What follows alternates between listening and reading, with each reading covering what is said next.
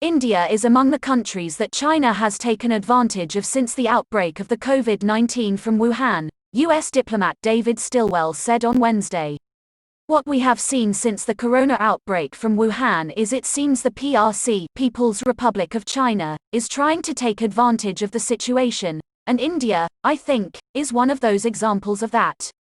So to our friends in Beijing, I would ask them to follow their commitment to resolve these things through peaceful means and dialogue, David Stilwell said at a press briefing.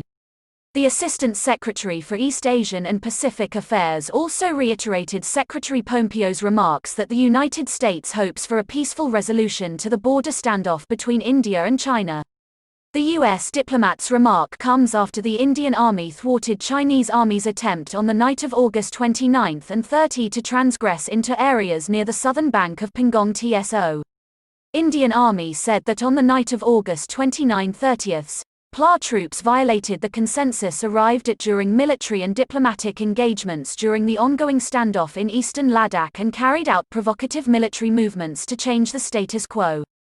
On a question over the border standoff between India and China, David Stilwell added, "For the conflict in the Himalayas, like all things, especially related to the PRC's differences of opinion with its neighbors, is we advise them to return to dialogue, resolve these things peacefully without coercion, use of force."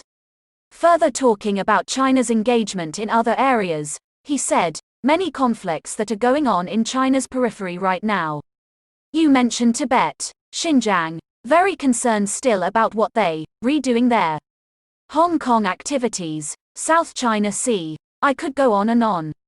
Earlier in the press briefing, Pompeo had slammed the Chinese Communist Party for engaging in a clear and intensifying pattern of bullying its neighbors. From the Taiwan Strait to the Himalayas and beyond, the Chinese Communist Party is engaged in a clear and intensifying pattern of bullying its neighbors. It is also evident in the South China Sea, he said. We are hoping for a peaceful resolution of the situation on the India-China border, he added. India and China have been engaged in a standoff since April to May over the transgressions by the Chinese army in multiple areas including Finger Area, Galwan Valley, Hot Springs and Kongrung Nala. Negotiations between the two sides have been going on for the last 3 months, including 5 lieutenant general level talks but have failed to yield any results, so far.